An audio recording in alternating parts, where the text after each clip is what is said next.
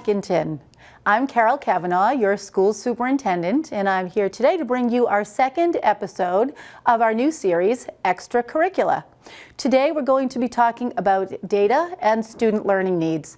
And I will say I think this is one of the things that makes Hopkinton just so extraordinary, is that we really take our data and we look at it in ways that are celebratory. But we also take a look at that data and we drill right down to the student level. And I'm going to show you some of that today. And then when you're able to see what we're doing with student data, you'll understand why our kids are achieving at such high levels. So last episode, I talked a little bit about in the fall of 22, we came together and we said all means all. And as a school district, we are committed to making sure that every student is learning at the highest levels possible. In 23, we doubled down on that and we said all really can mean all. And I think that's where some of the data work that you're going to see in this episode comes into play. We want to make sure that every child's needs are being met. And so we believe that all can mean all really can mean all. And so this year we say all means all, every student, every day. I think you're going to see that play out. But let's start with some celebration. So if we take a look at the grade 3 MCAS rankings all across Massachusetts in both English language arts and mathematics, you might wonder, where do our third graders fall? And so sometimes in these rankings there can be ties, but our third graders in English language arts is ranked, they are ranked 6th in the state of Massachusetts among 7 schools. And in math, they are ranked 7th in Massachusetts among 8 schools. In grade 4, our 4th graders in ELA are ranked 4th among 5 schools, and in math, 6th among 8 schools. Grade 5, English language arts, they were 3rd and in the top 3. There are only 3 schools there. And in math, we are really proud of this. Our 5th graders were 1st in the state of Massachusetts last year. These are the 2024 rankings. Our 6th graders were 6th among 7 schools in ELA and 2nd among 2 schools in mathematics. Again, something super powerful there in 6th grade math. When we look at grade 7 in ELA, they were 9th among 21 schools, and the 7th graders were 4th in mathematics among 5 schools. Grade 8, we're nearing the end. Grade 8 in English language arts, our 8th graders were 8th among 16 other districts, and in mathematics we were 2nd among 3 other districts. And finally, in grade 10, our current juniors, last year's sophomores, were 3rd among 3 schools in Massachusetts, and in math they were 4th among 8 schools. So you can see we are always in that top 10, and it's really something to celebrate, and we really have, I think, our teachers and our families and our kids to thank for those kinds of rankings.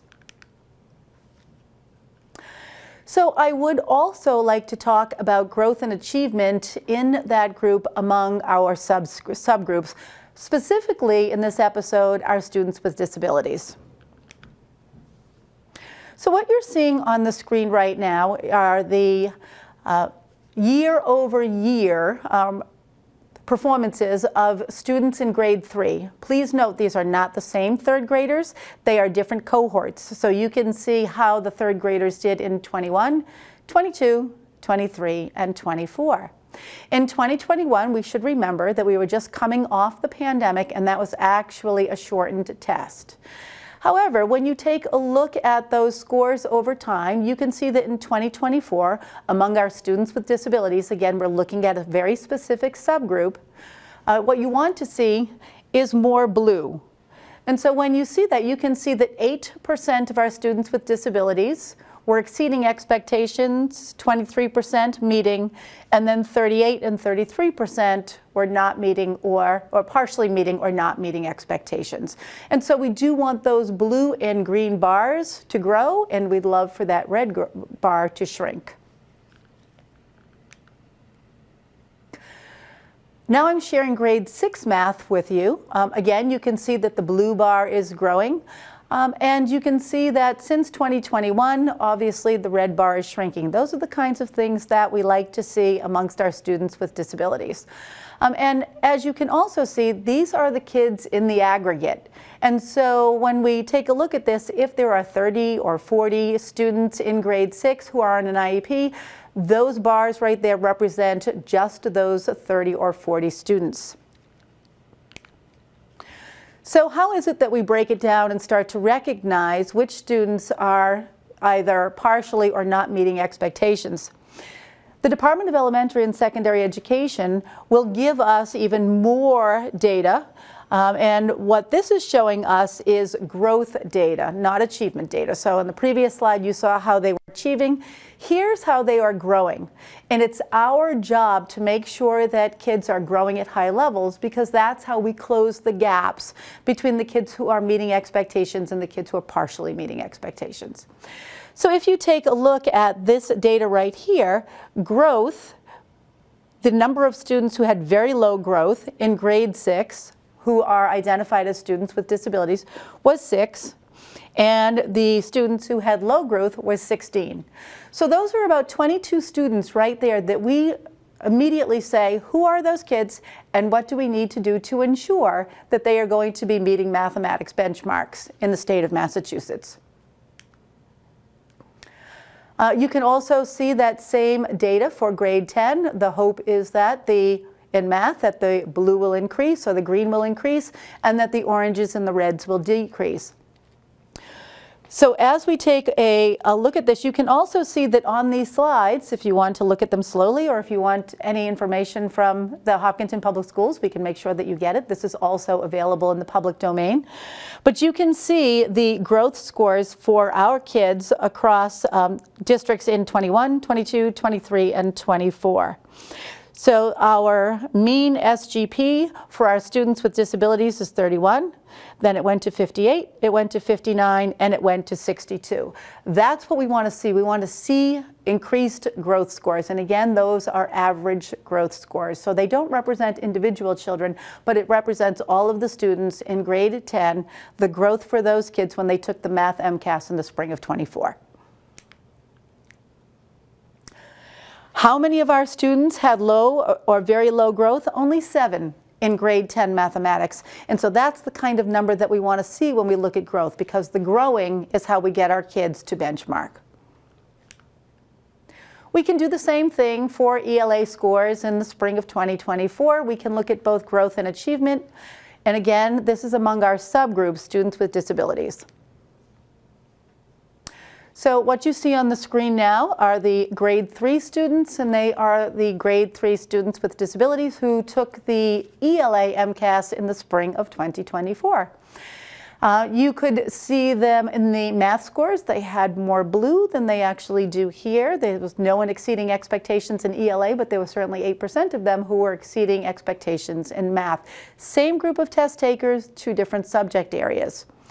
But when people ask if we are kind of getting back to where we were before the pandemic, I think that these numbers are showing that, yes, we're getting there. When we take a look at grade 6 ELA, you can see a really nice jump there in the green, and that was something that we would be hoping for. When we take a look at what the mean and median SGP scores were, 48 and 49, that's where we want our kids to be. We want them to be at 50% or better. So let's take a look at our grade 6 ELA students. There were 13 who had low growth and 7 who had very low growth on the ELA MCAS in '24. Those 20 students are the 20 students that we're going to drill down and see who they are and what they need, and I'm going to illustrate that for you in a few minutes. And then we get to grade 10 ELA. And remember that when we're talking about grade 10 ELA, what we are looking at here is a very specific subgroup, our students who are on IEPs. When we take a look at that, 53% of our students were meeting expectations. And if we are wondering about those numbers, we can kind of take a look here and we know exactly how many students were identified as having special needs in grade 10, And when we say how many were there were 33. So if 53% of them are meeting expectations, we're talking about 16 kids. So there are really about 15 kids that we're looking at, and we say, how can we help those students to make sure that they get to the promised land? Right here again, you see that number of very low and low growth, and so those numbers are checking out somewhere around 14, 15 kids. So let's take a look at student case studies. This is interesting because we have an ELA group and we also have a math group, and we meet once a month. And what we do is, and this is a high-level group, it would include building principals and people who are hired to be math curriculum specialists or teacher leaders in that subject area, or ELA specialists or teacher leaders in that particular area. We get together, and these are people who are obviously very jazzed about the subject area, but also student learning in those subject areas. So for example, we can say, how many kids gleaned as many points as possible in the writing on the spring MCAS test, or how many kids gleaned as many points as possible in the reading on that test. And when we start to look at that, we can say maybe there's a problem with the way we're teaching reading, or maybe there's something more we need to do with writing. At some point, the people who are in that room go out into the buildings and they meet with each individual elementary school and middle school teacher. And that also happens at the high school, but it happens a little bit differently. But they meet with every single, and we get to look at the students' data. So if I'm a third grade teacher and I have 20 kids in my classroom, I can look at the learning data for all 20 of those students from multiple sources. It genuinely helps our teachers understand who needs what. And if we go back to all means all, I think this is exactly what we need to do to make sure that every individual student's needs are being met. So let's take one of our case studies. This is student number 1.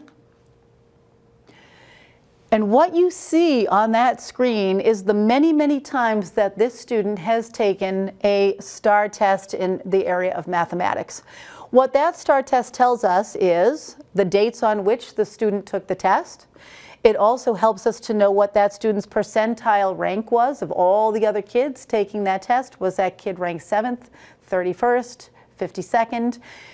And one of the things that I think you're going to see in this data is that that percentile rank jumps around a lot, and so does that student's growth percentile score. Now, one thing that people don't often know about growth percentile is that they think that a student is being compared to every other student who took the test. That is incorrect. When we look at growth percentile, we take an individual student and we say, who is the cohort that this student has been associated with throughout their test-taking history? So for example, if I were a 6th grader in the Hopkinton Public Schools, I would have a similar MCAS history or a similar STAR history to other kids who are also in the 6th grade, because we would have had similar scores in grade 3, grade 4, grade 5, and grade 6. And so what we do is we take those kids, or DESE takes those kids, or STAR takes those kids, and then they percentile rank them. And so we would like for our kids to always be in the top 50% of their group, and they could be in the 90th percentile, the 80th percentile, but that group is a very unique group of students. They are not associated with all students, only their cohort. So we really are sort of comparing apples to apples, and it lets our teachers know how they're doing, and it also lets our students know how they're doing. So let's take a look at this kiddo. Very, very different percentile ranks, very different SGP scores. So here's our student, and this is a student who has historically performed somewhere in the red or the yellow. Sometimes that student is partially meeting expectations. Sometimes that student is not meeting expectations. This was in grade 6. But when we pull that student's MCAS achievement scores, that student's historical data, we can see that in the year 2021, the student scored a 444. The very lowest possible MCAS score is a 440. So essentially, this kid was about 4 points above the very base score. That's a low score when we're looking at student achievement. And so when we see that, we say, how are we going to remediate so that the next time this kid takes that test, that student has a much better chance of meeting expectations. So in 2022, when the students took that MCAS test, that student became 1 point into the partially meeting expectation band. So the cutoff is 470, and this student scored a 471. In 23, in the spring of 23, when that child took that MCAS test, the math MCAS test, that student scored a 482. A 482 is 18 points from proficiency. And so you can see that as a district, we've been able to take this student and move the student from not meeting expectations to 18 points away from proficiency.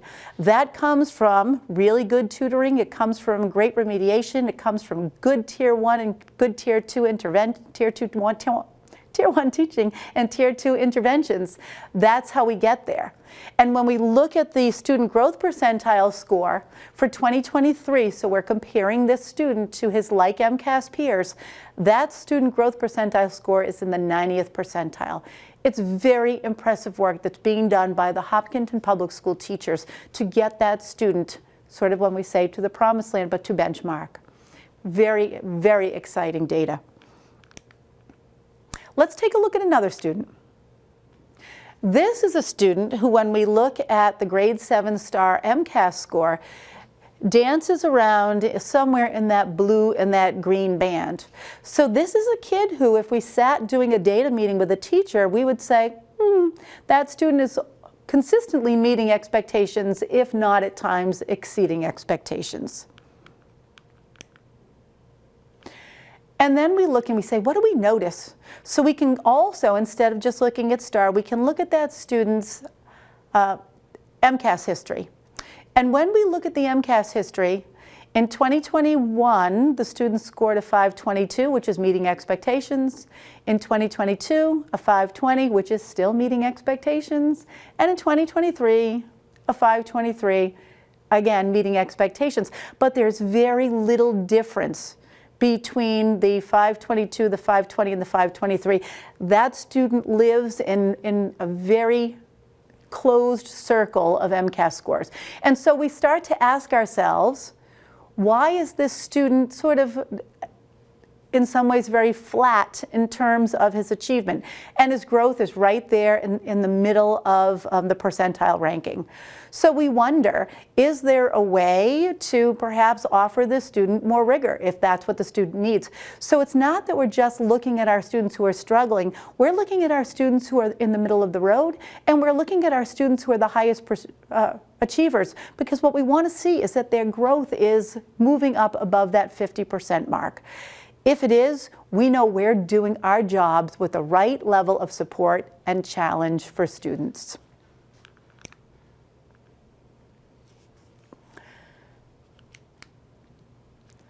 And so now let's look at that same student, and let's take a look at their ELA scores in STAR, as measured by STAR in grade 7. Again, that student is right there in that kind of meeting expectations, but kind of dancing on the exceeding expectation line. The percentile rank for that student is 81, so he or she is operating in the 81st percentile, which is great news. But when we look at that student's historical data, we can see that when the student was in 4th grade, that student had a 495, which is only partially meeting expectations. You aren't meeting expectations till you reach that 500 benchmark. So when we look at what the ELA teachers have been doing in grades 4, 5, 6, we can be very proud of the work. So when that student went from grade 4 to grade 5, the 495 went to a 508. And that student landed in the 87th percentile for student growth. When that student went from grade 5 to grade 6, the scaled score went from 508 to 519 with an SGP again of 82. So it's clear that with a little more challenge, this is a student who has pretty amazing capabilities in ELA, and we're getting that student to a place where it's not far off that the student will be exceeding expectations.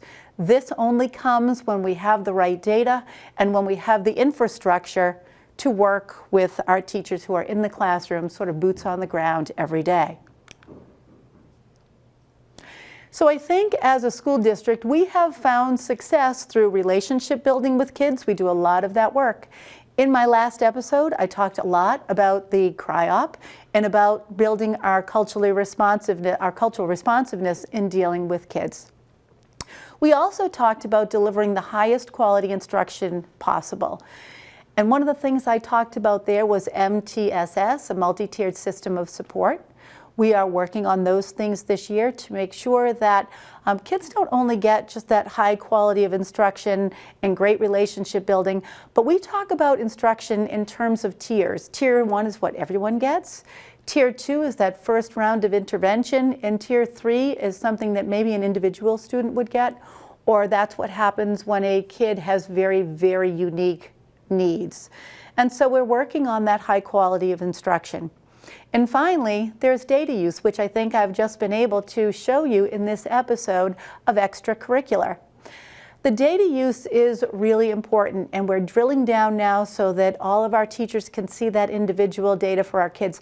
But this wouldn't be possible if we had not built the infrastructure. And so I want to talk a little bit about the work that we have done over the last 10 years to ensure this kind of success and to make the Hopkinton Public Schools as desirable a district as it is. So as we are thinking about the things that we've done over the last 10 years, when I first came to Hopkinton, which was 9 years ago, we had really no sort of teacher leadership infrastructure, and we didn't really have directors. So in addition now to having an assistant superintendent for curriculum and instruction, and we have to imagine that's a really big job given the fact that we have over 4,200 kids in the district now, and we have 13 grade levels in an 18 to 22 program in an integrated pre-K. So we recognized the fact that we needed people in there to sort of help us with figuring out what high quality instruction could look like when our district had grown so big. And so we do have directors for curriculum and instruction that do K-5 special education, 6 to 12 special education, K-5 literacy, 6 to 8 literacy, and K-5 math. All of those people come to those meetings that I had described at the very beginning of this episode.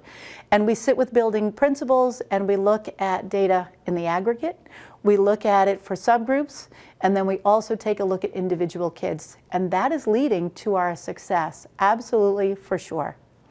We also have in place people that we call CTLs, curriculum teacher leaders. They exist all the way from grades K to 8, and they exist in ELA and math. And those are the people at those grade levels, which we all know are very big. Those grade levels can have up to 14 and 15 classrooms at a grade level under one roof. So we needed one teacher to sort of be the leader of those folks in terms of curriculum. All 5 of our building principals are wonderful instructional leaders. They do an incredible job, I think, every day, ensuring that learning is happening at high levels for students. And so when we think about who we are, I think last time I did an episode, we talked a lot about our changing demographics and the needs of our kids. We have so many more students with English learner needs, so many more students who are socioeconomically needy. The number of our students on IEPs is growing, and I think we're keeping pace with that because you can see that our scores are still very good. Maybe before closing out this episode, I'm going to talk a little bit about the kinds of investments we've made and how they're paying off. The other day, I had a very quick meeting with our K-5 curriculum instruction and assessment specialist for special education. And she's a person who started with us here in Hopkinton. She was hired right out of college to work in Hopkinton as a special educator, or what we call a learning specialist. And she explained to me that when she first started, she had a caseload of 15 students. But we talk about the changes in our kids and how much more challenging it is to educate students. And because we believe in it, those caseloads are no longer 15, but now they're 9.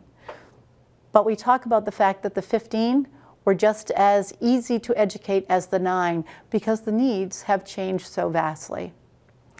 And so sometimes when you see me before town meeting or making a budget presentation, for example, to the school committee, I will talk about our per pupil expenditure. It's enormously wonderful. I say all the time, people in Hopkinton get a very good bang for their buck, but we are keeping our administrative costs down, and still we've been able to put these positions in place to ensure high quality instruction and great use of data. And so, before closing, I will say that this is how we achieve success. We believe truly that all means all, every single student, every student in the Hopkinton Public Schools every day. And I also want you to know that none of this would be possible if it were not for the teachers in our classrooms, our directors, our curriculum specialists, and of course, our building principals. And so I want to thank all of them very publicly. And I also want to thank our families at home who support the public schools and who ensure that your kids are getting the reps that they need, because I know that the school day doesn't end for every kiddo at 3 o'clock. Lots of times they're going home and practicing some more. And that's, I think, what makes Hopkinton just so special. So thanks for watching. I hope that you will tune in to our next episode of Extra Curricular. I'm Carol Cavanaugh, your superintendent.